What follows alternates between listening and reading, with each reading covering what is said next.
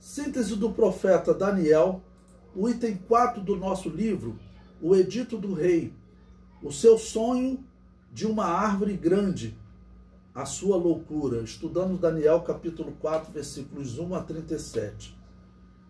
E eu estava olhando e vi uma árvore no meio da terra, cuja altura era grande. Nabucodonosor havia tido 2 encontros com o Deus Todo-Poderoso, mas ainda servia a Bel. Se você olhar o versículo 8, ele diz: mas por fim entrou na minha presença Daniel, cujo nome é Beltesazar, segundo o nome do meu Deus, e no qual há o espírito dos deuses santos, e eu contei o sonho diante dele. Então é interessante observar como que Nabucodonosor faz as descrições. Nós vimos que no capítulo 3, ele usou a expressão,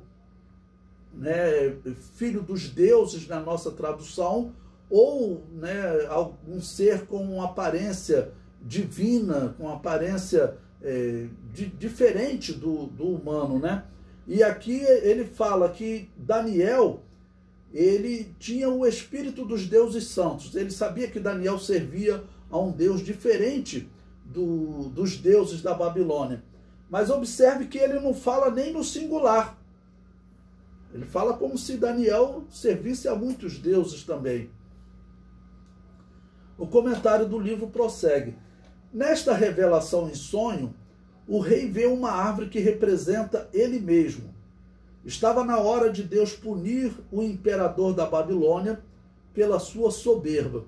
Ele já havia tido 2 encontros com Deus, mas abandonar as suas divindades, tudo que o povo acreditava, era realmente muito difícil.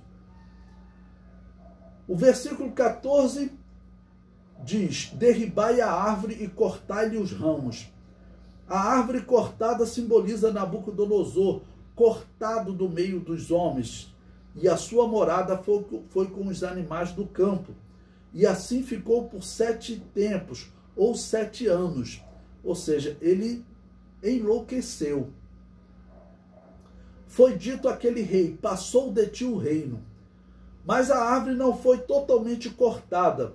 O tronco com as raízes ficaram na terra. E assim diz Daniel que este tronco e esta raiz representa o rei voltando, o reino voltando a Nabucodonosor. Mas depois de reconhecer que o céu reina. E esta palavra se cumpriu. Daniel capítulo 4, versículo 34 a 37, eu vou ler esse texto que é bem interessante. Ele diz: mas ao fim daqueles dias, eu, Nabucodonosor, levantei os meus olhos ao céu e tornou-me a vir o meu entendimento. E eu bendisse o Altíssimo. E louvei e glorifiquei ao que vive para sempre, cujo domínio é um domínio sempiterno, e cujo reino é de geração em geração. Essa aqui parece ser uma conversão diferente do capítulo 2 e do capítulo 3. Nós não temos certeza se a partir desse momento Nabucodonosor será realmente um homem convertido a um único Deus, ao Deus de Israel, em que ele tenha sentado e falado: Daniel, olha, eu quero conhecer esse Deus e a partir de agora eu vou servir só esse Deus. Ou se foi da boca para fora, Mas ele prossegue, versículo 35. E todos os moradores da terra são reputados em nada. E segundo a sua vontade, ele opera com o exército do céu e os moradores da terra. Não há quem possa estorvar a sua mão e lhe diga: que fazes? É uma palavra poderosa, uma descrição do Deus de Israel, uma descrição poderosa. Versículo 36. No mesmo tempo, me tornou a vir a mim o meu entendimento, e para a dignidade do meu reino, tornou-me a vir a mim a minha majestade e o meu esplendor. E me buscaram os meus capitães e os meus grandes, e fui restabelecido no meu reino, e a minha glória foi aumentada.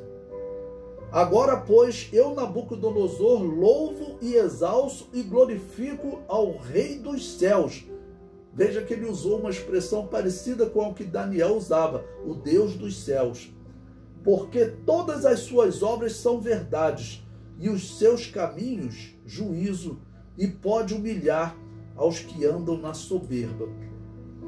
E assim, diz no comentário do livro, aquele rei que adorava deuses da Babilônia como Bel e Marduk, converteu-se ao Deus do céu e exaltou o seu nome.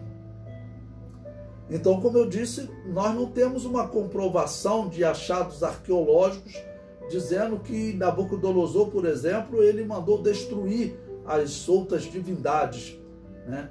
E, infelizmente, temos que concluir que essa palavra de conversão aqui pode ter sido semelhante à palavra de conversão no capítulo 2 e no capítulo 3, né? Que tenha sido algo da boca para fora, ou ele falou e depois acabou se desviando de novo, não sabemos. Mas é interessante imaginar Nabucodonosor como louco, né? Haviam os chamados jardins suspensos da Babilônia, que ele construiu para a sua esposa, que se tornou como uma das 7 maravilhas do mundo antigo, né? E ele então viver pastando naquele local, e provavelmente os seus familiares ficou guardando, protegendo, ocultando aquela situação. Mas os mais próximos dele certamente tomaram conhecimento. Os seus capitães sabiam que ele estava como louco. E pense, de repente, esse homem aparece agora junto dos seus capitães, saudando eles, e todos espantados, o homem voltou ao seu estado normal.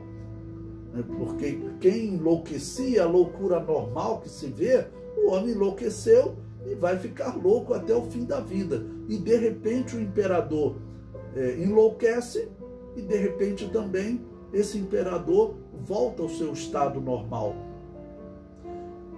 Por que você voltou ao seu estado normal? Se ele deu testemunho, colocou essa escritura diante de todos, ou se foi só diante de Daniel e Daniel relatou, nós não temos certeza.